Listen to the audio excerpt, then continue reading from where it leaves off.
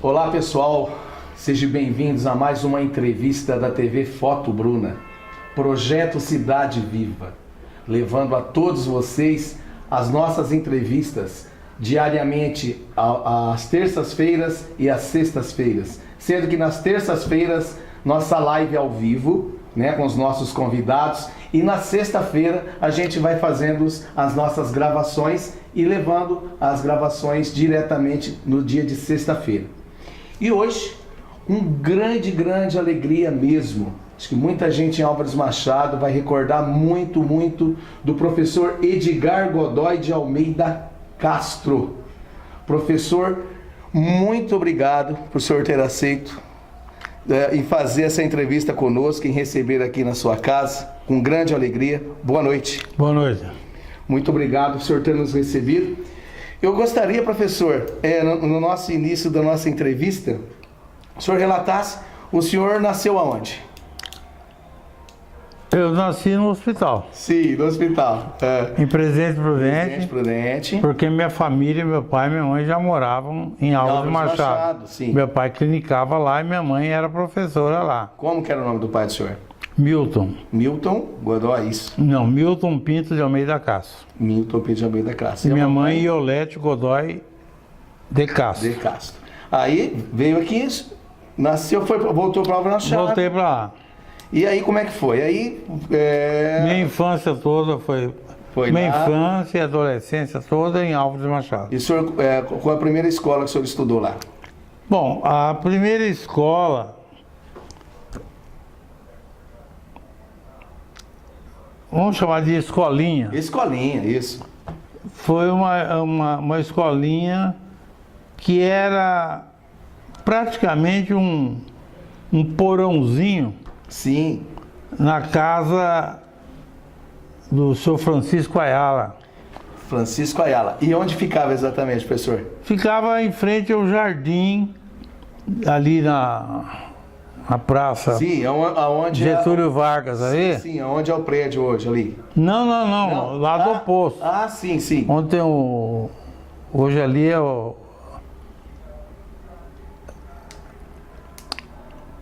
O senhor está falando aqui perto da igreja? Não, lá na praça, em frente à Praça Getúlio Vargas. Sim. Praça Getúlio Vargas, existia a casa do senhor Francisco Ayala, embaixo havia uma edificação que é como se fosse um porãozinho. Sim. E eu fui alfabetizado lá e a professora que me alfabetizou foi uma grande professora com um sorriso lindo, um jeito muito especial de tratar as crianças. Uma letra dela era maravilhosa, muito linda. Eu não sei por que minha letra é tão horrorosa que eu não consegui clonar a letra dela. A Dona Nega. Dona Nega, professora Nega. Então, é irmã do João Alves. Tia Tia do João Alves, filho, e do Jairão. Certo. Do Jairo Alves. Foi ela que me alfabetizou, que dava os cadernos de caligrafia, que aliás tinha uma letra maravilhosa. Comecei ali. Aí, ali o senhor estudou até a quarta série da época, não? Não, só o básico. O básico, depois já fui para o grupo, que era um grupo de Madeira, onde hoje é a prefeitura. Olha só. Que a gente chamava aquilo lá de grupão. Certo. Então o grupão era onde era a prefeitura, tudo de madeira ali. Tudo de madeira. Ali existia uma quadra toda de chão batido, o sino era... Era do manual, né? Manual, certo? O nosso primeiro diretor foi o senhor Armando, o professor Armando, foi o primeiro diretor lá. E nós tivemos professoras, as primeiras professoras, a professora Ilka, eu me lembro muito bem, que foi uma professora do segundo ano, a dona Dolores, a professora Ilka, aí a dona Assunta e a mãe do Ângelo Facchini. Mãe do Ângelo Facchini, seu Ângelo Facchini. Isso, ela foi professora lá também. Olha só. A minha mãe, Olete, foi professora lá.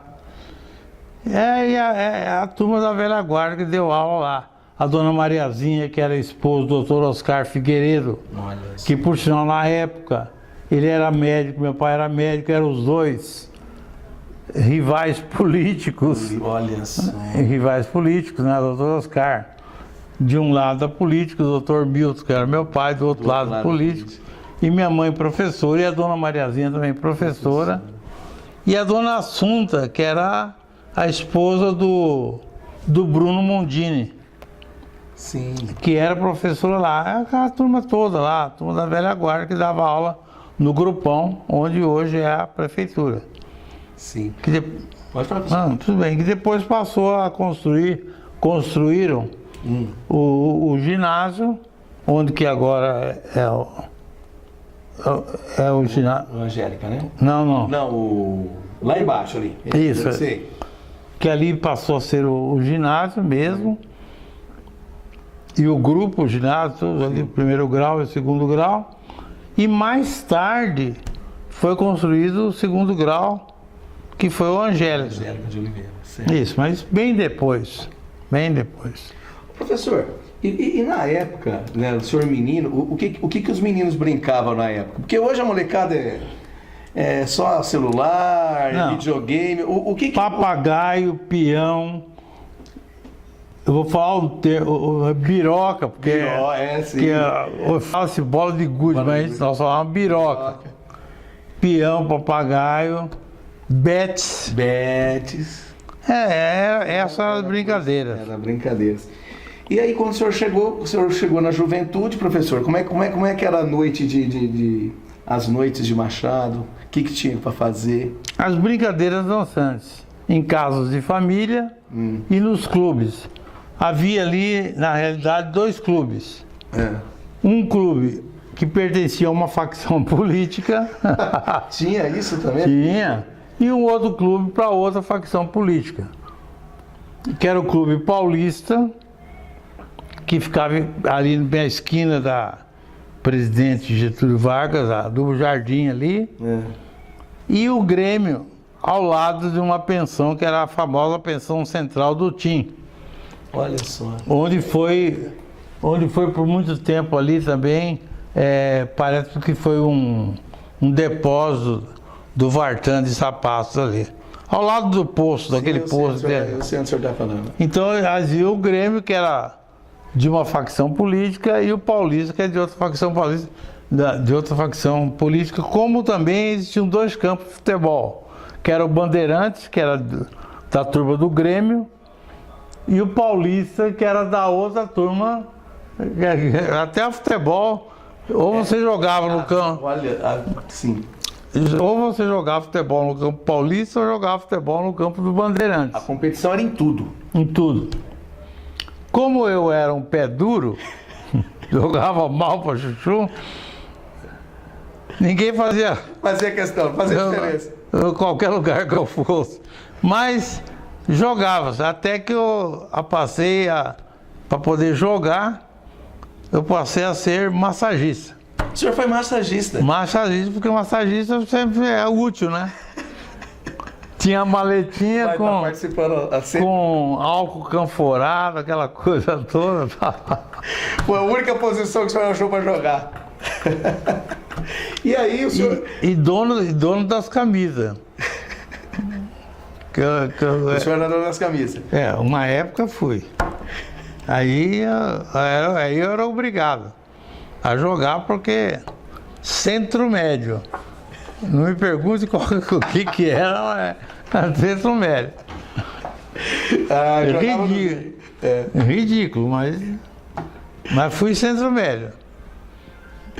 Ô professor, e aí, passando a mocidadinha, a juventude, cinema, o senhor pegou para... O cinema era o Cine São José. Por sinal, ali era um encontro muito bom dos jovens, porque o Cine São José, as sessões eram marcadas, as cadeiras Era interessante, as cadeiras eram marcadas. Por exemplo, o senhor, por exemplo, sentava numa cadeira, havia um lugar vago. Por que esse lugar vago? Porque alguma moça sentaria lá a hora que a luz apagasse. Que coisa interessante. Ou a moça já estava lá e viu o lugar, ficava aguardado para o rapaz, a hora que a luz apagasse, o rapaz sentava ali. Então ali era o lugar dos encontros. Rapaz, era bom então, hein? Era engraçado, né? E na frente, ali na frente, sim, em São José, onde é o prédio hoje, Sim. havia a troca de gibis. Troca de gibis? Troca de gibis. Por exemplo, se eu tivesse muito gibi, por exemplo, do Tarzan, eu ia trocar pelo gibi. Do Zorro, do Patinho. Isso. E havia um rapaz lá, numa família, até por sinal, eles sofreram alguma discriminação no início. O Maurício e o Messias, porque eles eram protestantes. Sim. E a sociedade era mais católica do que protestante, eles sofreram, quando chegaram lá, eles sofreram alguma discriminação. E eu me lembro bem que eu acho que eu tinha um sangue diplomata na época, que eu me dava bem com esse pessoal, com todos. E criei um laço muito grande com o Maurício. E o Maurício ali, ele colocava na banca dele assim, na frente ao cinema, os gibis dele ali, e trocava, vendia, ia trocando e tal. Tanto é que ele veio a falecer há pouco tempo, e eu posso dizer que a coleção dele, pelo que eu fiquei sabendo, não sei se essa informação é válida ou não, mas é uma das maiores coleções de gibi do estado de São Paulo. Poxa vida. A do Maurício. E eles moravam, estão morando lá ou moram aqui? Ele morreu aqui. Morreu Ele aqui. faleceu aqui. E o Era irmão ele. dele? O Messias eu nunca mais vi. Sinceramente, eu nunca mais vi o Messias. Era o Maurício e o Messias, me lembro muito bem. E o Maurício, a coleção dele era fabulosa. Tio Patinhas, Pato, Tarzan, Batman, Mulher Leopardo, sabe essas Zorro. coisas? Zorro. Tinha bastante. A coleção dele era fabulosa. Então Fabulosa. existiam essas trocas de gibis. Então. Ah, existia. Você trocava Porque existia, era todo um ritual. O cinema, ele, antes do filme, ficava uma exposição de cartaz. Certo. O que era o cartaz? Ou os cartazes? Eram as fotos de flash dos filmes. O cara socando um, beijando o outro e tal. Então, pelas fotos, você já imaginava como seria o filme. Então a gente ia, durante o dia, ver o cartaz, para ver se interessava ou não assistir ao filme à noite. Entendeu? Entendi. Pelo cartaz. Antes da projeção, o Maurício colocava a banquinha dele lá da troca de gibi. Dos gibis ali. E o grande mestre da coisa era o operador das máquinas, que era o Diogo, o seu Diogo. Seu Diogo. O seu Diogo era o grande operador das máquinas, que ele tinha os assessores deles. Um dos assessores, me lembro muito bem, era o filho do Valdemarzinho. O Valdemarzinho era uma peça raríssima de Machado. O Valdemarzinho, ele era um empregado da prefeitura e ele era um varredor de rua. Certo. Mas de varredor de rua ele não era... Ele não tinha nada, ele era uma peça folclórica de Machado. Porque todo mundo gostava do Valdemarzinho. Porque ele cantava, ele dançava.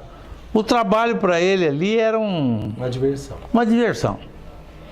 E um dos filhos dele era ajudante do seu Diogo.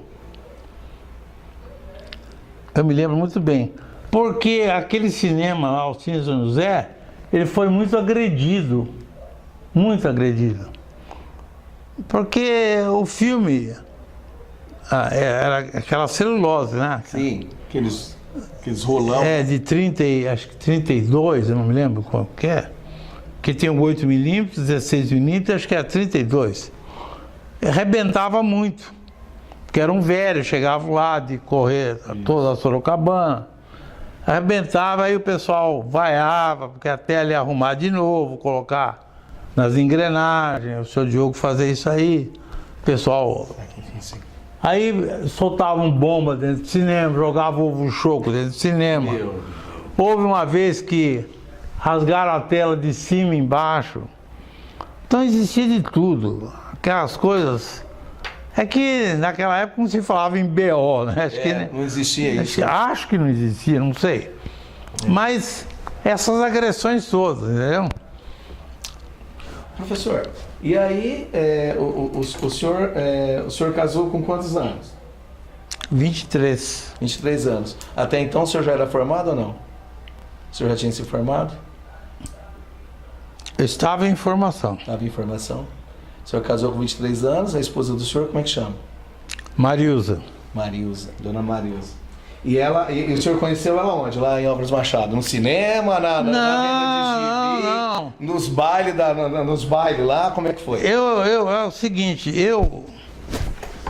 eu tinha algumas dificuldades na vida, como jovem.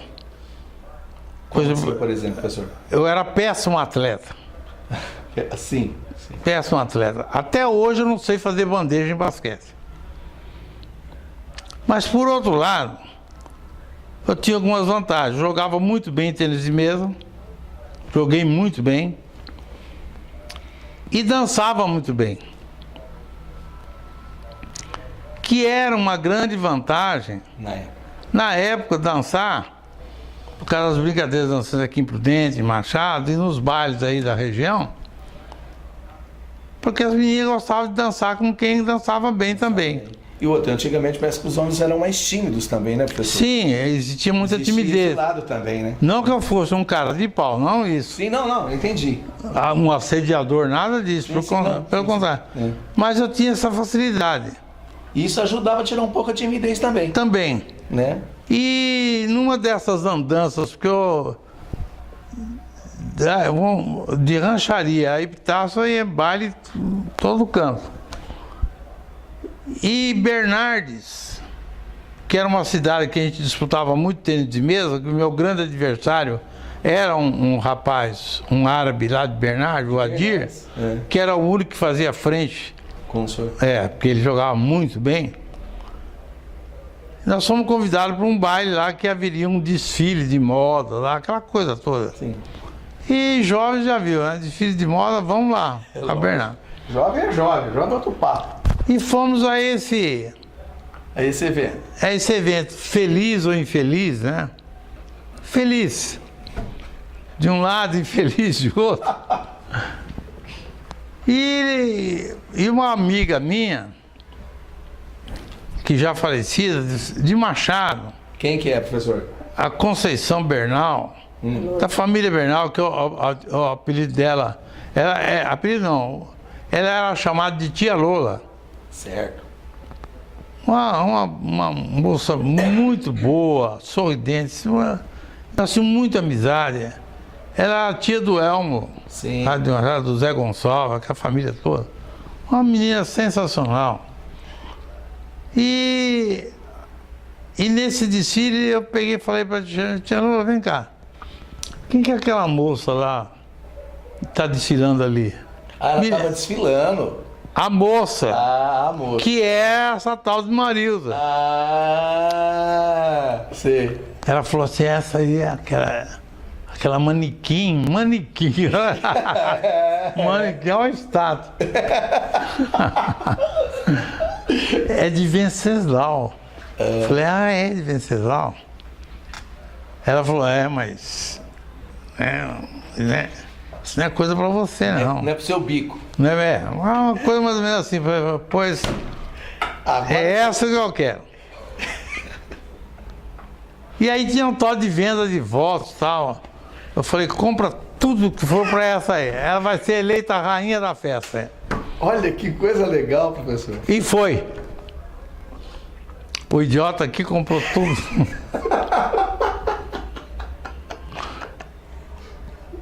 E a moça, a manequim de Venceslau, foi a top. A top. A top moda da festa. E precisava dançar com o bailarino, né? E quem foi o bailarino? Quem que entrou na história? Professor Edgar, lógico. Aí a tia Lola fez o meio de campo, falou, ó, é aquele lá, o jovem, né? Olha. Lógico que a manequim, quando olhou o jovem assim, se encantou, né? Tem o outro lado da moeda também, né, professor? Lógico. Óbvio, né? Aí dança-se a valsa, aquele negócio todo, papapá, tá. Não resistiu, falou assim. Ela não resistiu, professor? Falou assim, vai amanhã almoçar em casa. Mas já, professor, assim, na primeira? O senhor conquistou só na dança? A dança, você vê que a dança... Rapaz, então o senhor era bom mesmo. E aí, professor, termina. E aí? Aí no dia seguinte eu falei, tia Lola... E o senhor foi encarar os velhos lá em Venceslau? Lógico. Um mulherão bonito daquele, o senhor falou, vamos lá. E olha, que Deus o tenha, meu grande sogro. Ô, homem bom, viu? Me acolheu, viu? Você é uma pessoa que me acolheu, eu tenho saudade dele, porque ele faleceu. Sim. Senhor Aparício. Homem bom. Como que era o nome dele? Aparício. Senhor Aparício. Homem bom. Aquele foi um homem bom. Sogrão. Mas gostava de mim e eu gostava dele. Não? Mas coisa sincera, de coração, né? De pai para filho. Pai para filho. Ué. Segundo pai. Não, aquele me recebeu bem. E aí... Aí não teve jeito. Aí eu cheguei por acaso naquela casa lá. Quem estava no portão? A rainha da festa. A top moda. Com a maior cara de pau perguntou assim, o que você veio fazer aqui? Eu falei, eu? Você tá aqui? Eu falei, não, eu tô lá, mas olha que estou aqui. Ué, e aí, professor? E aí deu isso. 4 filhos, 9 netos. Graças. E um bisneto que está para nascer daqui uns dias. Quantos anos de casado, professor? 53. 53 anos. Graças a Deus, né? Bodas de argila. Bodas de argila. Ô, professor, aí tudo bem. Contando a sua história do relacionamento com a sua top moda, né? Muito querida em Álvares Machado, diga-se por sinal.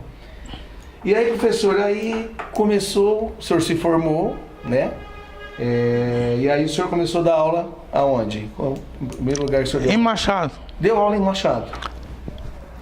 Porque na realidade, Elcio, Pode falar. eu fiz o curso normal, que naquela época era o curso que habilitava o profissional a dar aula para o primeiro grau, da primeira à 4ª série. Entendi. E eu fui trabalhar na escola rural, lá em Machado, lá no Guaiçara, Brejão, Guaiçara lá. O senhor começou a dar aula lá? Que era uma colônia japonesa. O único brasileiro era eu. Poxa. Ali foi a família Kuroiwa, a família Hirata, lembra? Família Enzo, os Mizobuchi, entendeu? O Kuroiwa, essa turma toda, tudo de lá. Eu comecei a trabalhar lá, como professor primário dessa escola rural. Depois que eu fui fazer a faculdade de letras em Araçatuba, aí eu comecei a dar aula no ginásio. Aí comecei minha carreira de professor de primeiro grau mesmo no ginásio. Aí passei para segundo, depois me formei, fiz direito também, só que só bacharelei em direito, mas não advoguei nada, e me dediquei ao magistério. Que era paixão mesmo. Que era Isso, aí fui fazer... prazer da aula, não Isso. venceu, né, professor? É. E o que o senhor pode nos contar de alguns relatos na época, quando o senhor era professor, como eram os alunos? Será que era muito diferente hoje, professor?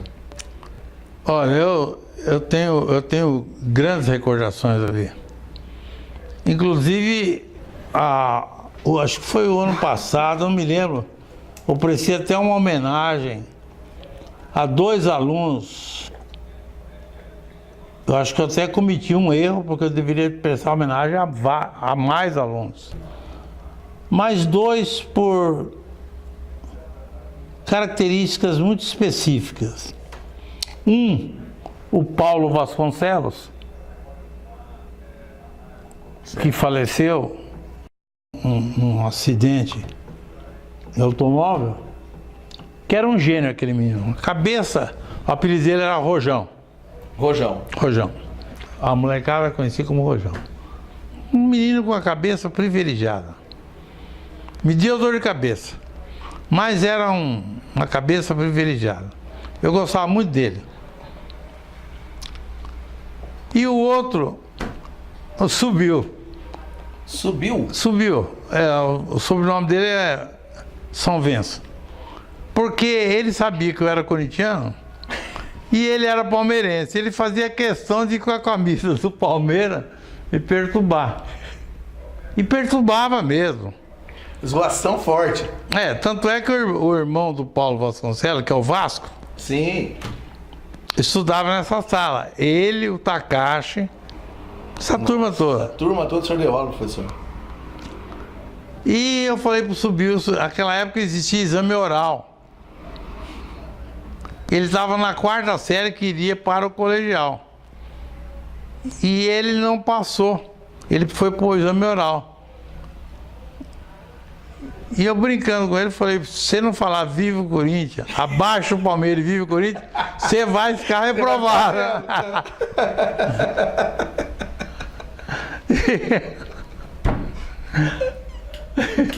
Aí é duro, hein? Aí é duro. E ele? Aí ele, eu não falo. Eu fico de olho, mas não falo. Aí o Vasco, a turma ali, tá, né? Fala, pai, fala, então. Eu não falo.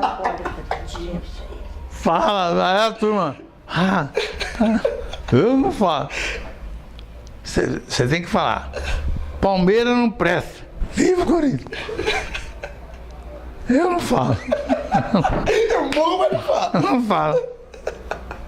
É lógico que não ia fazer uma coisa dela. Lógico, brincadeira. Mas, assim que a hora que eu estava sentado na cadeira assim, a mesa aqui, ele sentou, falei, agora chegou a hora. Abaixo o Palmeiras, Verdade. Com lágrimas. Oh, Deus o tenha no céu, meu Deus do céu.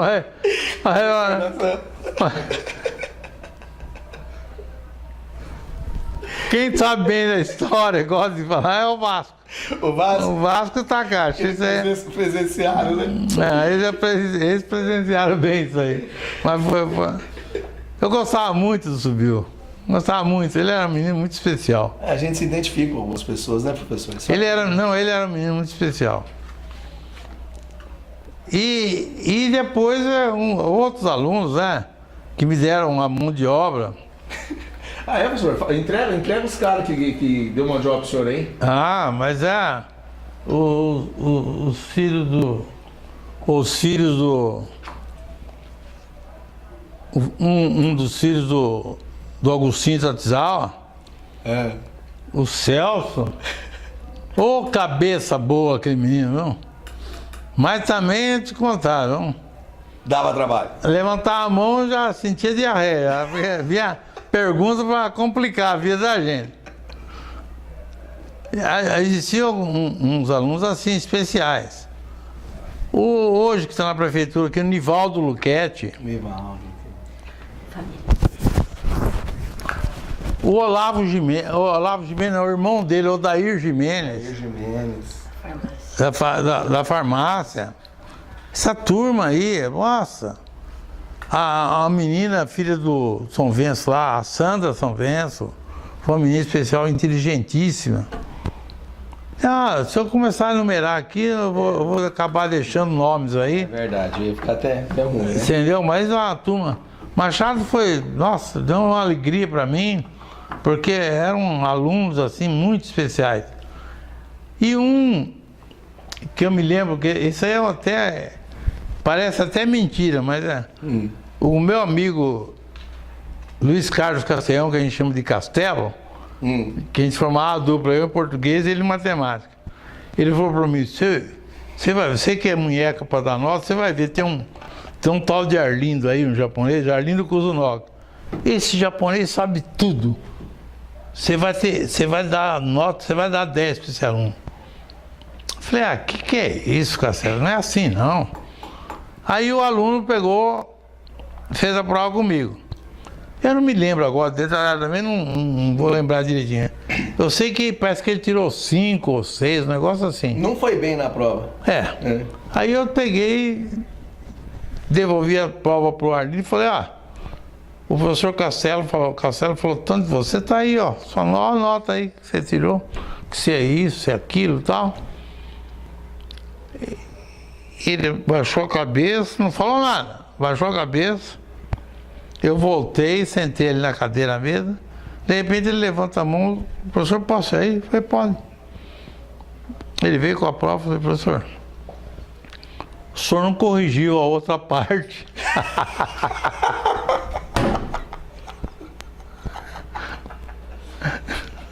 Aí o senhor foi obrigado a corrigir e dar 10 pro capa. Exatamente. Engoli seco ainda. Engoli seco, como dizia o cachorro, enfiou o rabo bem nas terras. Olha que história. Não é sério, isso é sério, né? Rapaz, e tem mais algumas dessas, professor? Não, eu Arlindo Kuzunoki. Isso aí, esse menino, se contar, que menino, viu? Fez um cara. Esse cara até hoje. E o senhor encontrou ele já depois, muitos anos depois? Sim, todo ano ele é um menino especial. Eu nem sei se eu posso dizer isso, mas ele é tão especial que ele sabe que eu gosto de vinho. Ah, sim. Tinto. Pois todo final de ano vem uma garrafa de vinho tinto aqui. E não é só para mim não, para outros professores também que eu sei. Olha que maravilha. Entendeu? Umas coisas marcantes, né? Marcantes. Ô professor, e como é que era? O senhor falou mais ou menos um pouquinho. Eu queria saber um pouco mais. Como é que era a política de Machado na época? Bom, falar em política, existe um fato que alguns conhecem, mas a maioria não conhece. Porque lá era o seguinte, ou você era de um lado ou você era do outro. Não existia meio termo. Meio termo. Pé em duas canoas. Ou era Corinthians ou era Palmeiras. Então, eu sei que, eu não vou citar nomes. Jamais. Não vou citar nomes. Isso. Eu sei que precisava aprovar um projeto para o prefeito da época. Mas o prefeito da época não tinha maioria na Câmara. E aquela sessão da Câmara lá, que eu não sei que dia que era, noite que era, seria a sessão fatal. Se não houvesse a sessão, estaria, sei lá, aprovado ou faria o negócio. E se houvesse a sessão, morreria. Mas como é que abre a sessão? Pelo livro de presença. Certo ou não? Certo. Pelo livro de presença. Então todo mundo tem que assinar o livro de presença. O presidente pega, confere os presentes, aí abre a sessão. Não, ali a câmara lá em cima, aquela parte de cima, não sei se ainda hoje é. Não é não. Era lá em Era cima. lá em cima. Pois Bem, contrataram 2 caras, um que ficou embaixo, outro que ficou em cima. O de baixo tinha sebo nas canelas. O de cima entrou, pegou o livro e jogou pela janela. O de baixo pegou e correu, ninguém pegou esse cara. Moral, não teve sessão, porque não tinha livro para assinar, não houve a sessão. Mas, o professor, mas Não, esse é... coisa... Não, e legalmente funcionou tudo certo. Quem pegou o livro? Onde foi o livro? E quem vai provar? Se alguém viu, quem vai provar que viu? Não, e aí? Você entendeu? E aí aquilo que era para acontecer, aconteceu. E a turma lá que queria vetar, não conseguiu vetar. Não é coisa do bem amado aí, negócio do Dias Gomes? Não, se ele faz um negócio desse aí, fala que é invenção. Né? Invenção. Por isso. Não, sério mesmo. Não, mas eu acredito. Alguém lá em Machado, mais pessoas devem saber disso aí. Mas isso aí deu um reboliço. E o senhor tem mais alguma história da época, não? O senhor lembra? Tem a famosa minha que tá no livro todo. É do cemitério, né? No cemitério? Conta pra nós, professor. Depois nós vamos falar do livro. É do cemitério. O cemitério é uma história... Cemitério. Professor, então vamos lá então e conta a história do cemitério para nós. A história do cemitério, ela é contraditória, porque uns falam de um jeito, falam de outro, mas o problema é um só. É quem participou aqui. Eu estava na minha casa dormindo, ou me preparando para dormir, vamos dizer assim. Era à noite, tarde da noite. Chega um amigo, bate na janela do meu quarto. Baiano, chama de Baiano. Chamava o senhor de Baiano? Baiano. Aí eu, o que é? Falou, aqui é o Zeca. Zeca, o que é? O pessoal vai reunir lá no Saci Bar. Saci Bar era o bar do Ibrahim, que era um bar que era o Saci Bar, que é lá na Via das Américas ali. Ao lado da barbearia do Pedrinho e do João. Uma cerveja lá. Vamos lá. Tomar cerveja e tal. E tem uma turma lá, inclusive uns amigos aqui de Prudente, o Curuca, que é dono de um posto aqui. E fomos lá, tá uma turma, a turma toda lá. Aí um cara, um amigo nosso, Sagui, que a pedida Sagui, que é de Venceslau, inclusive, tocava violão. Aí veio uma noite de lua, veio a ideia lá, vamos fazer uma serenata no cemitério? Vamos. E eu com as minhas ideias de literato, né? Aquele negócio do byronismo, mal do século, da poesia fúnebre, esse negócio. Eu falei, vamos lá. Aí vamos lá pro cemitério. Fomos 2 carros, eu lembro direitinho. Fomos lá, tal, paramos o carro lá no cemitério, abrimos o portão, então, entramos lá, e o pessoal começou a cantar. E havia um cruzeiro lá bem lá no centro do cemitério. Isso naquela época, não sei como é que está hoje. E começamos a cantar as músicas, né? Aí eu falava, gente, vamos cantar aí as músicas aí, vento que balança as palmas do coqueiro. Aí a turma começava a cantar lá, vento que balança as palmas do coqueiro. Eu falei, coral agora. Aí a turma fazia, mas quando eu fazia esse aparecia um fora. Os caras falaram, quem que tá fazendo esse aí? Aí vai. Aí. Aí não sei quem lá naquele meio falou, eu não tô gostando desse. Aí ele já começou a ficar com medo. Falei, eu também não tô gostando. E eu tinha um sapato, que era um sapato mocassim, cinza, que era moda naquela época, o bico dele ser oblíquo, enviesado assim. Mas ele saía fácil do pé. Por que eu estou falando isso? Você vai entender. Aí quando nós chegamos lá perto do Cruzeiro lá, eu não sei quem foi, gritou, e todo mundo saiu correndo. Ficou um. Não, ficou um. O idiota aqui, eu. Você ficou? Fiquei. Por causa do sapato? Por causa do sapato.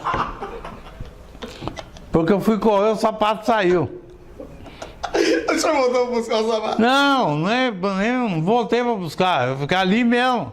Saiu, eu peguei, ajoelhei pra pegar o sapato. Mas na hora que eu fui pegar o sapato, veio um negócio branco atrás de mim assim. Nossa Senhora! Aquele branco atrás de mim assim. Ó, eu não sei, ó, eu não posso. Não, você dá risada. Porque não foi comigo, né? Eu só sei que eu saía com a mão assim. Fiquei muito tempo, a calça minha rasgou, saiu sangue do meu joelho, tudo, ralou o joelho. E o sapato ficou. Eu saí de joelho naquele cemitério lá, essa porção lá. E eles haviam combinado que um ia fechar o portão. Se fechasse o portão, ele ia passar direto. Mas não fecharam. Vocês dão risada, porque eu não sou. Aí era uma rural, o Íris e um Fusca. E todo mundo queria entrar no Fusca. E o Fusca não dava para. Não pegava. Porque o freio de mão puxado. É o medo, é danado, né? O freio de mão puxado. Aí com muito custo veio a assombração saindo do cemitério. Sou eu. Era um amigo nosso, Marcão. Vocês não mataram ele? Que tava com lençol. Com lençol branco. Somos nós, quero o outro. Aí veio o outro, sou eu também. Eram dois. O portão era para fechar, mas um deles disse que não fez. Ainda bem que não fechou. Ainda bem. Aí ficamos conversando lá, e eu tinha um amigo, que ele era teatrólogo, o Timoshenko Web. Aí o Timó estava comigo e falou, Baiano, putz, que susto, hein? Falou, ô Timó, o meu sapato ficou lá. Falei, eu vou com você. Ah, você vai comigo? Falei, vou. Então vamos lá, vai. Aí o Timó foi comigo buscar o sapato. Mas quando ele chegou lá, ele falou, Edgar, não, Baiano, vou levar essas coroas. Eu falei, pra que você vai levar essas coroas? Você confia em mim? Deixa comigo. Aí ele pegou as coroas, aquelas coroas de lata. Sim. Pegou aquelas coroas e levou. E falou assim, eu vou colocar no banco traseiro. Ele colocou no banco traseiro da Rural. E aí nós tínhamos um amigo, que é aqui de Prudente, um Beto. Beto Galha. O Beto falou, não estou passando bem. Aí ele falou, quem que é médico aqui? Tinha um Marcão que estava fazendo medicina em Sorocaba. E o Moacir, que era... Moacir, sim. Eu sei quem é. Filho do Ari e tal, né? Que morava até na Vicente Dias Garcia ali e tal. Falou, Moacir, você que tá para ser médico, ele dá um jeito, né? Aí pá, aqueles tapa no rosto, não sei o quê, pá. Aí eu falei, manda o Beto deitar, porque ele não tá bem, é melhor ele deitar. O Timoshenko, que não era agente, falou, fala para ele deitar no banco de trás.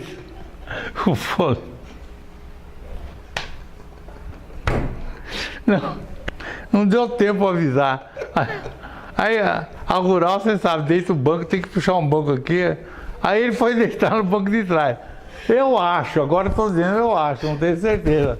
Que a hora que ele foi deitar no banco, ele colocou a mão lá, ou a bunda, sei lá o quê. Que pegou naquelas coroas. Eu só vi ele se batendo, pá, pá, pá, pá, pá, e pá, não sarou não. Caiu duro de novo no chão. Meu Deus. Meu Deus do céu, não. Deu um circo-tico no cara, pô. E aí? Ah, e aí que nós viemos aqui, para esse hospital aqui, ó. Nossa Senhora da Graça aqui. Nós viemos pra cá, todo mundo, trazer o cara. Não teve uma parada respiratória porque, não sei lá. Não era dia? Não era dia. Mas a bateção, eu me lembro até hoje, a bateção, pô. O que é aquilo? E o Sagui com o violão, até hoje, eu nunca mais conversei com o Sagui, até hoje eu não sei onde ele foi parar. Porque ele sumiu. Ele, com o violão, sumiu. Você acredita que ele sumiu dali? Rapaz. Eu não sei se ele veio a pé para Machado, se ele veio a pé para Prudente. Onde ele foi parar, eu não sei. O senhor não viu mais ele? Não, nunca mais conversei com ele, nunca mais Depois conversei. desse episódio? Não, nunca mais conversei com o Sagui, nunca mais. Ele era de Venceslau, nunca mais conversei, nunca mais. Nunca mais, eu nunca mais conversei. E não sei como ele saiu de lá também, não me pergunto que eu não sei. Se alguém souber, aí as histórias começaram a nascer no dia seguinte. Eu só sei que quando... Imagina outro dia como é que... Não, eu só sei que quando eu cheguei cheguei na minha casa, eu tinha uma santa Nossa Senhora Aparecida, que até eu coloco no meu livro, Som Santificado. Eu peguei a santa, coloquei na minha cama e dormi com a santa. Dormi. Eu estava apavorado. Porque o susto não passou fácil, não. E no dia seguinte eu queria sair na rua. Eu queria sair. Eu vexame, falei, todo mundo vai ficar sabendo, tá bom? Aí cada um inventou, aí cada um contar. Surgiu histórias? Aí histórias e mais histórias. Mas foi um susto desastroso, foi. Foi um puta do susto. Não, foi engraçado hoje você contando. Mas na época... Nossa. E tava todo mundo chapado, entendeu? Todo mundo havia bebido. Você bebia cerveja e tinha aquele negócio do tal do quebra-gelo, né? A bendita. Isso, a quebra-gelo. Vai quebra-gelo, vai quebra-gelo. Porque ela bate, ela sobe. Mas E aqueles irmãos do Ibrahim, o Luiz, que hoje é médico em Londrina. Não, o Zezinho, que é médico em Londrina. O Luiz, o Bilo. Aquela turma que é do pessoal do Campo Belo aí. Era tudo ali, né? E tomando cerveja. Então era tudo festa, era tudo festa. Professor, o senhor foi dono do alto-falante lá também? Alto-falante Brasil. Conta pra nós como é que era aí. Não, aquele alto-falante é o seguinte. A função daquele alto-falante, o objetivo daquele alto-falante era político. Sim. Ele era político. Porque ali era para fazer as propagandas políticas, tal, do partido ali, da ala do Dr. Milton, que era o meu pai. Sim. E, por razões outras tal, eu precisava trabalhar. E aí eu fiz um acordo com meu pai com aquilo lá para arrumar aquilo funcionar também de modo de uma pequena empresa. Eu precisaria trazer, falei que eu levaria um locutor, e levei um locutor aqui, que ele era o locutor da PR5, que era o Dininho. Dininho. Famoso Dininho. E o Dininho fazia dupla com o Dedé, que era funcionário da prefeitura, que eles faziam a dupla lá. O Dininho e o Dedé. Mas o Dininho que era o cara. O top, é o cara lá que fazia, que ele era um profissional mesmo da PR5. E ali era bom porque tinha o tal dos Correios Elegantes, que a gente vendia porque tinha o footing ali. Que a gente, Era do cinema, né? ali, isso, os moços ali andando, toda ela de mão de braços dados. Era cômico aquilo, né? Aquele footing era cômico. Hoje a gente vê isso. Mas na época era a moda, né? Colocava-se uma placa lá, trânsito proibido. Fechava, né? Fechava ali, todo mundo passando.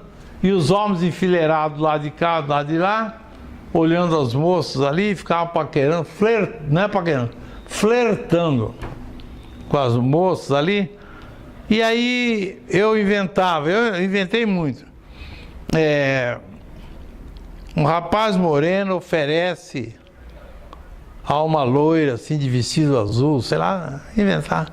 E não tinha nada a ver. Não tinha nada a ver. Tudo invenção. Para começar, botar a lenha na fogueira. É só começar a trocar recados. Isso. Como aquele negócio que fazia em quermesse, correio elegante. Elegante. Sem Só que vento. lá era falado. Era falado. E aí começava aquele negócio ali e tal. Aí funcionava. Tinha aqueles discos que eram 78 rotações. Música de Orlando Silva, Nelson Gonçalves. Nelson Gonçalves, Ângela Maria, Dalva de Oliveira, aquelas coisas da famosa Rádio Nacional. Você entendeu? E era aquilo que curtia, que era o que tocava em parque de diversão e circo. Adelaide Quioso lá na sanfona, tal, no acordeão. Que era isso, que era a cultura da época, era essa mesmo. E esse alto-falante funcionou, viu? Começou por um trabalho político, acabou virando uma alegria para a cidade, né? E às 6 horas da tarde era a hora da oração da Ave Maria. Ali disputava pessoas que queriam falar a oração da Ave Maria. Olha ele aqui, mano. Meu tio mesmo, falecido, meu tio Orlando, que era dentista, ele tinha uma voz impostada, boa. Ele ia lá falar, fazia a oração da Ave Maria, 6 horas da tarde, 18 horas, né? Sim. E outras pessoas iam lá que solicitavam fazer tocava a Ave Maria, que era de Schubert, certo? A Ave Maria de Schubert, normalmente era a Ave Maria de Schubert. Tocava as outras também de Gounod, mas normalmente era Schubert. E aí, aquele fundo musical, e a pessoa fazia a oração e desejava paz para a cidade, aquela coisa toda. Era até bonito, era emocionante. Uma coisa que curtiu bem aí. E aquele mastro bem alto, que o alto-falante tinha que pegar toda a cidade, né? E pegava, né? Professor, o senhor foi candidato a vereador Ah, meu Deus. e disse que na época, quando o senhor saiu a candidato, disse que o senhor era candidato forte para ganhar. O que aconteceu que o senhor perdeu a eleição lá em Álvares Machado? Olha, a questão do Machado é o seguinte, eu tinha uns amigos, colegas ali, eu posso até citar os nomes deles, porque realmente eles eram amigos do contra, eles eram todos contra mim. Eles não eram contra mim, eles eram contra meu pai, o partido, que era o Zé Ascencio Carreta, o Irineu Luiz de Oliveira, o Ângelo Facchini, de Cesare Facchini,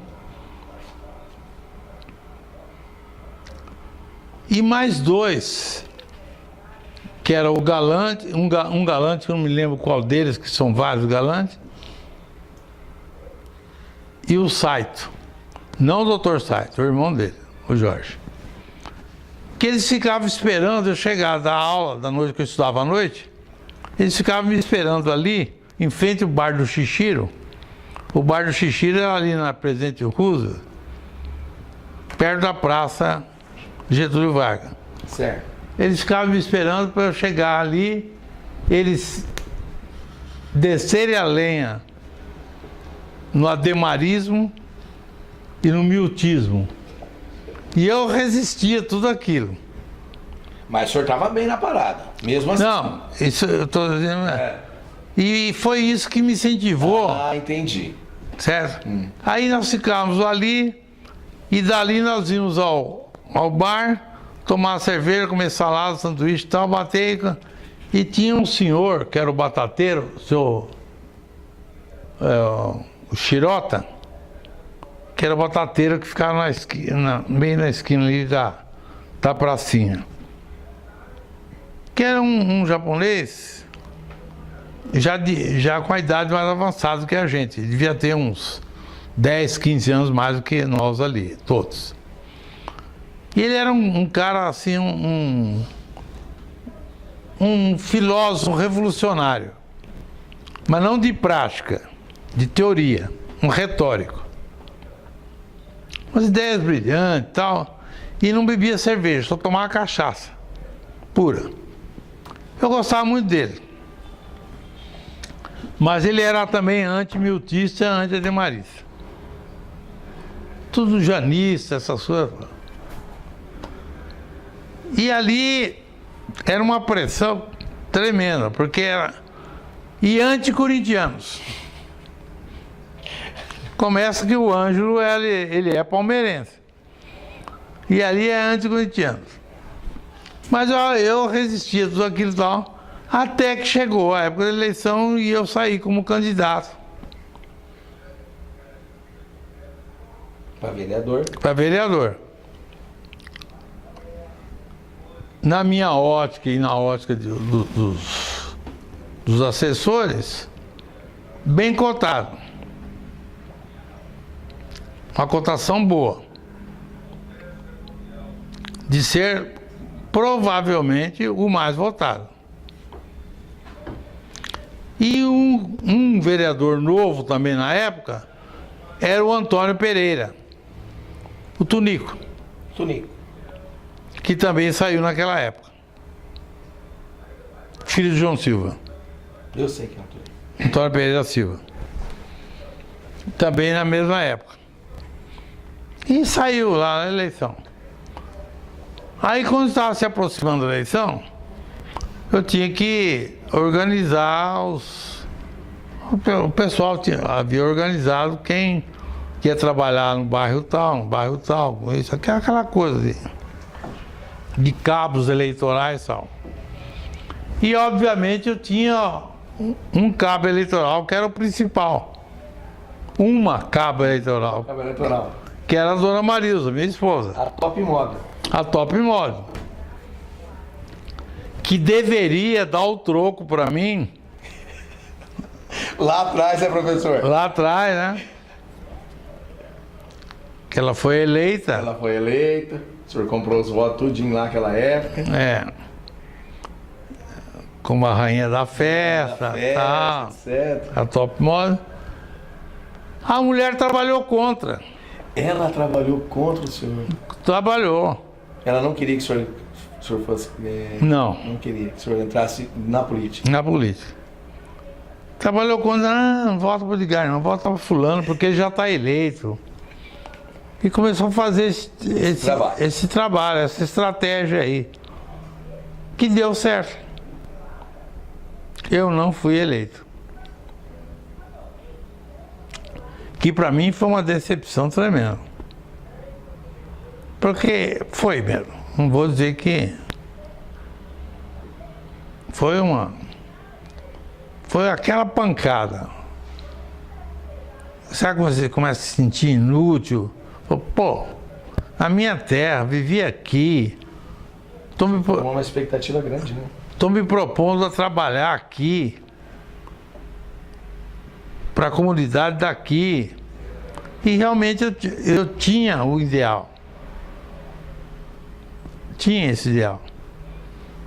Quer dizer, foi ceifado, né? Foi cortado. Não foi fácil engolir, não foi fácil digerir isso, não. Mas digeri. E ela vibrou. Ela vibrou. E o que o senhor sente depois de tanto tempo desse conceito? Ela tinha razão, professor? Se tinha razão ou não, é difícil, porque Porque depois o senhor foi entender o lado dela também, né? Não, entender, eu entendi. Entendi. Mas se valeu ou não valeu a pena, Aí não dá pra saber. não dá para saber, que é só a vida e a história poderia confirmar isso, o outro lado. Mas como esse outro lado não existiu, esse contraposto aí não existiu, não sei. Ô, professor, deixa eu fazer uma outra pergunta para o senhor. É verdade que existiu um programa de arte moderna em Álvares Machado, que o senhor encabeçou e foi o único que tivemos até hoje? A Ceará. Conta para nós um pouco disso aí.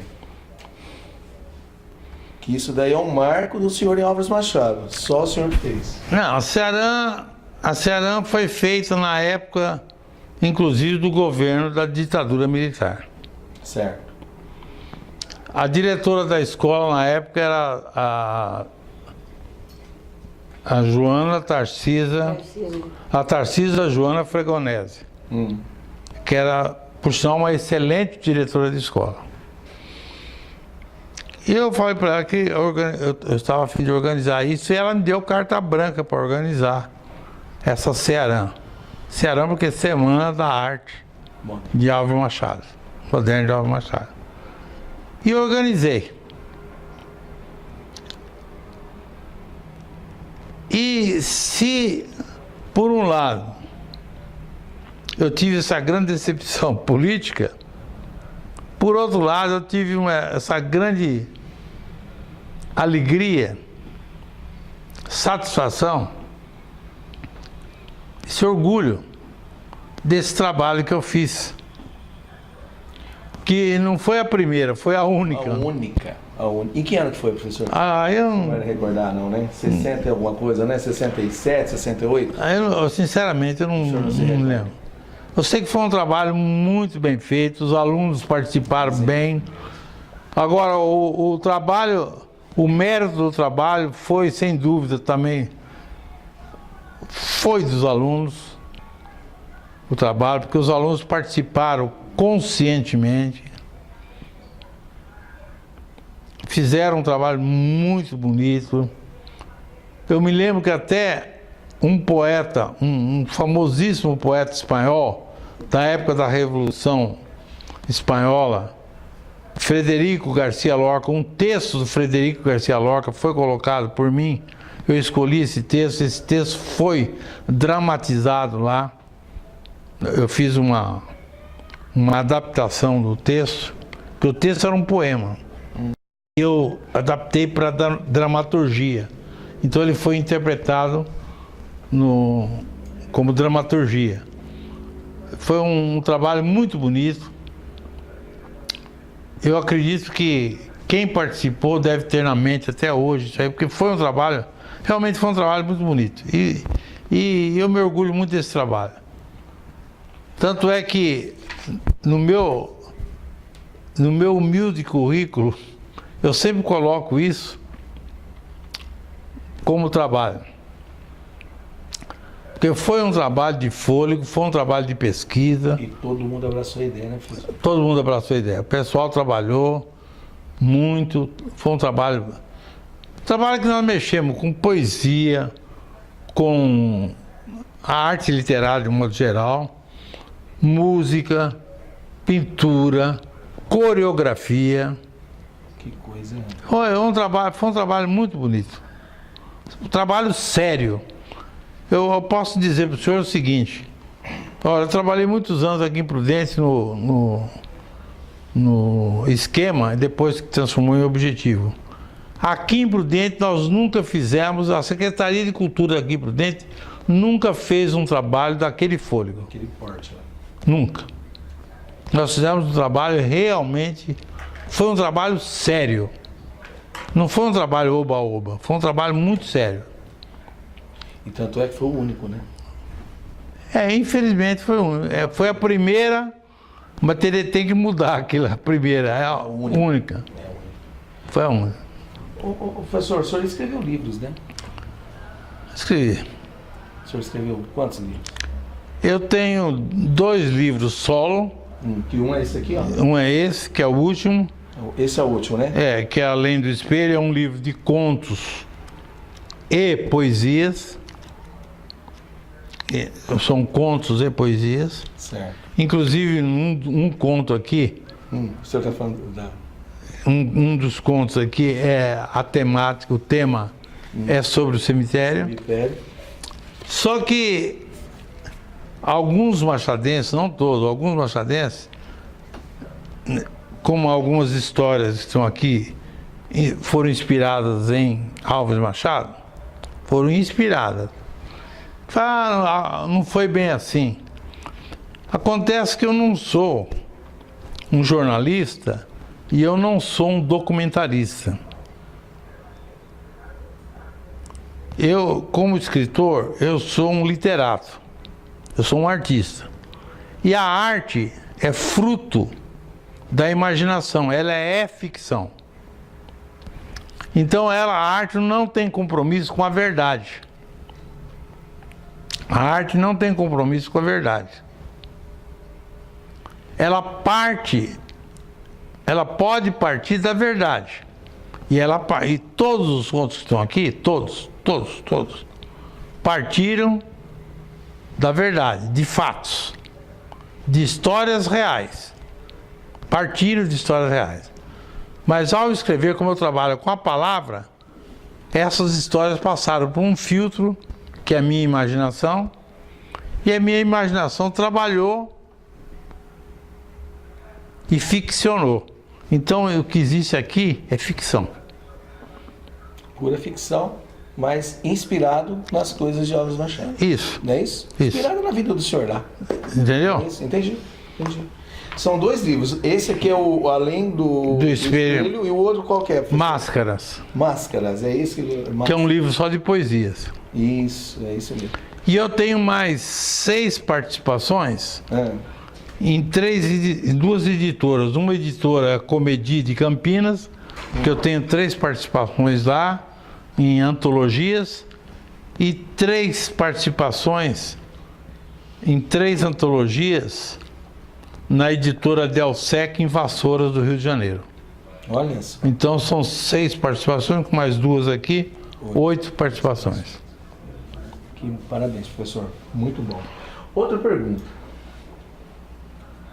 Orixás, Jardim Orixás.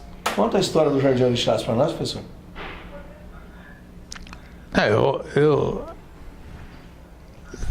Eu acho que você tem que contar a história para mim. Eu quero saber como que saiu o Orixás de lá. Como o senhor, foi a família do senhor que desmatou lá? Como é que conta para mim? Não, o Jardim Orixás é o seguinte. Ali era uma chácara. O livro é esse aqui, ó. Máscaras. Que bacana. Máscaras. Esse foi o primeiro. É um livro. Legal. Esse é só poesias. Só uma poesia. Legal, muito bom. Máscaras, gente. Legal. Ali era uma chácara que morava um senhor ali. Uma família ali. Sim. E eu sempre tive um sonho, um ideal de morar em Machado. Eu queria voltar às minhas origens. Como eu fui criado lá em minha infância, minha adolescência, eu falei, eu vou criar meus filhos em Machado. E eu morei em Machado, na Vicente Dias Garcia. Depois eu vendi a casa, vim morar em Prudente, na Fioravante Menezes, aí perto da Ápia, na Vila Lessa ali. Ali é Vila Lessa, Jesus ali e tal. Aí apareceu essa chácara lá, que era apelidada de Chácara do Carrapicho, né? A chácara só tinha carrapicho. E eu comprei essa chácara.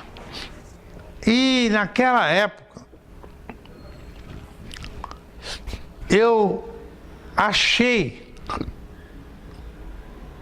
que eu ficaria rico plantando braquiária, semente. Colhei, plantei tudo braquiária ali. E colhi. E arrumei, com autorização da central da Anderson Clayton, um barracão para eu bater as sementes. Lá em Machado mesmo. Sim. Para colher as sementes. Mas eu acho que eu vendi 2, 3 sacos de sementes só e mais nada. Quer dizer, quem acabou ficando milionário com sementes foi o Matsuda, né? Eu fui um aventureiro que não fui para frente. Não era a sua área. Não era a minha área. E aí eu falei, vou construir uma casa aqui para morar. Porque eu tinha realmente um sonho de morar lá. Que não deu certo. Como não deu certo, cheguei a levar um arquiteto lá para fazer a planta da casa e tal. Mas não deu certo. Aí eu falei, vou lotear isso aqui. Aí eu conversei com o senhor Ângelo de César Facchini. E naquela época o senhor Bruno Mondini, ele era do setor da engenharia da prefeitura. Certo. E havia uma lei, uma legislação, que não havia necessidade de fazer toda aquela papelada para um loteamento. Você poderia fazer por desmembramento. Certo. Mas, mesmo assim, para não vender gato por lebre, eu falei, eu vou assumir o mínimo de infraestrutura. O que é o mínimo de infraestrutura?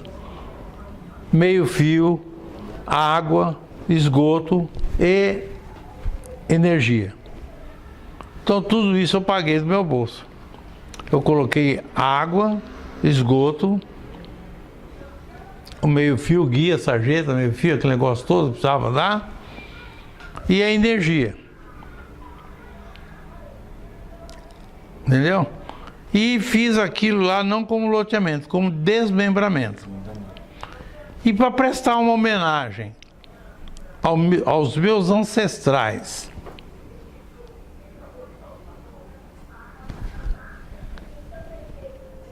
da linha paterna, porque da linha materna são paulistas, da linha paterna, eu coloquei ali como Parque dos Orixás. Como poderia ter colocado lá Jardim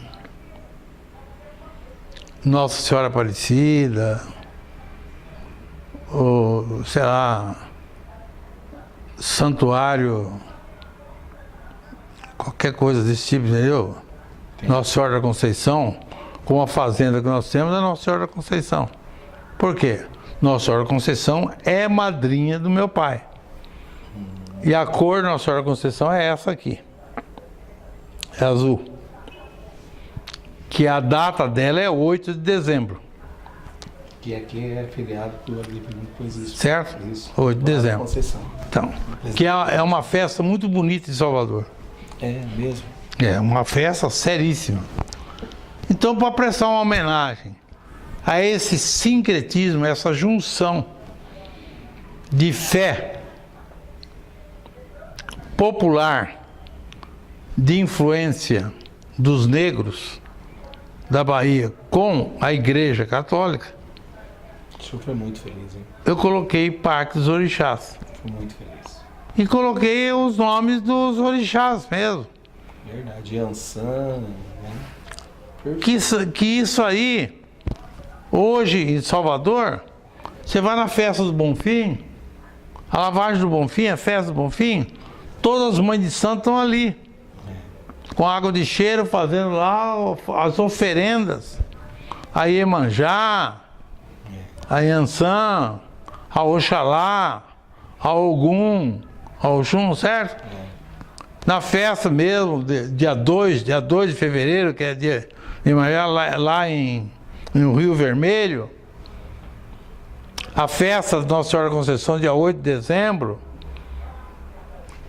E houve críticas violentas de Machado, dizendo que eu estava fazendo saravá, sei lá o quê.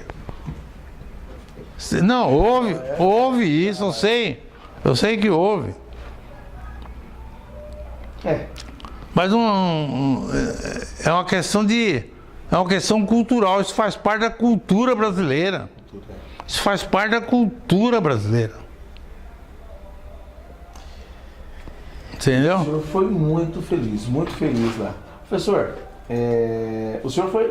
Aí depois o senhor teve um comércio também? O senhor foi proprietário de um motel lá em casa? Foi. Foi, né? Fiquei sabendo. O senhor ficou com quanto tempo aquele motel? Acho que uns 20 anos, né? 20 anos, né? Mais ou menos, não lembro bem, não adianta. Beleza. Professor, é que assim, se a gente for fazer um monte de perguntas que alguém fazer para o senhor, nós vamos ficar aqui até amanhã, porque o senhor tem muita história, maravilhoso. Nós vamos ter que fazer um segundo tempo futuramente. Eu gostaria que o senhor deixasse uma mensagem. Todo final de entrevista nossa, nós deixamos uma mensagem para os jovens. E eu gostaria que o senhor deixasse uma mensagem para os jovens de hoje.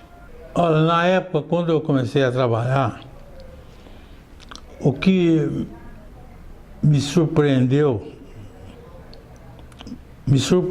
melhor dizendo, era a capacidade e a responsabilidade dos alunos. Por que responsabilidade? Porque eles sabiam o que queriam. O que eles queriam? A universidade. Então eles estudavam, levavam muito a sério. Tanto é que o professor precisava estudar muito, se preparar, porque não era fácil enfrentar uma sala de aula. Porque o aluno, parece que ele estudava antes para assistir a aula de um professor. E o Colégio de Machado foi uma referência na região, porque muitos alunos, não foram poucos, muitos alunos não fizeram nem cursinho, passaram direto nas faculdades. Hoje são médicos, engenheiros, advogados e outras profissões. E excelentes profissionais, porque foram excelentes alunos que estudaram. E produção de Álvares Machado, do Colégio de Álvares Machado. Eles sabiam o que queriam. Olha, eu trabalho com jovens há muitos anos. A única mensagem que eu posso deixar para os jovens é a que eu sei fazer no meu trabalho. Educação. A responsabilidade, o jovem ser responsável, e essa responsabilidade é exercer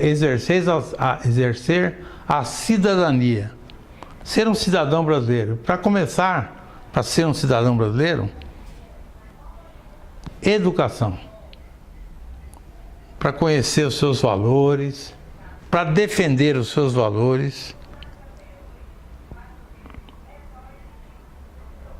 e para tentar fazer desse país o melhor possível. Educação. Investir, ler, estudar, o que puder fazer dentro desse universo da educação. Eu acho que é nós precisamos disso, hein, professor? Acho que a única mensagem que eu posso... É o que eu peço para meus filhos, o que eles têm feito.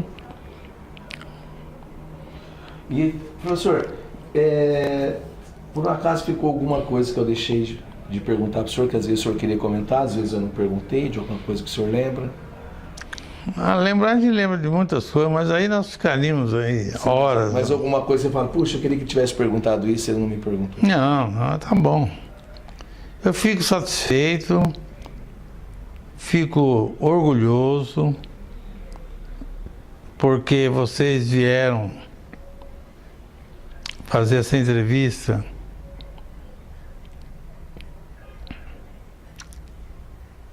eu vivo. Prestando homenagem viva, né, professor? Vivo. Certo. Você vai falar, bom, se não tivesse vivo, a gente não viria aqui. É lógico. Mas é bacana isso. Então, eu agradeço, não só a vocês, eu agradeço a toda a população, a toda a comunidade machadense. Porque se não fosse a comunidade machadense, eu também não estaria aqui. Não teria essa história, não seria o Edgar, não seria o professor Edgar, que o pessoal fala, que às vezes fala até demais. Eu tenho lá, acho que tem lá meu valor, mas também não é. Não deve ser tanto assim. Muito carinho pelo senhor, né? Mas, a esposa do senhor também. Mas a esposa não pode esquecer, porque.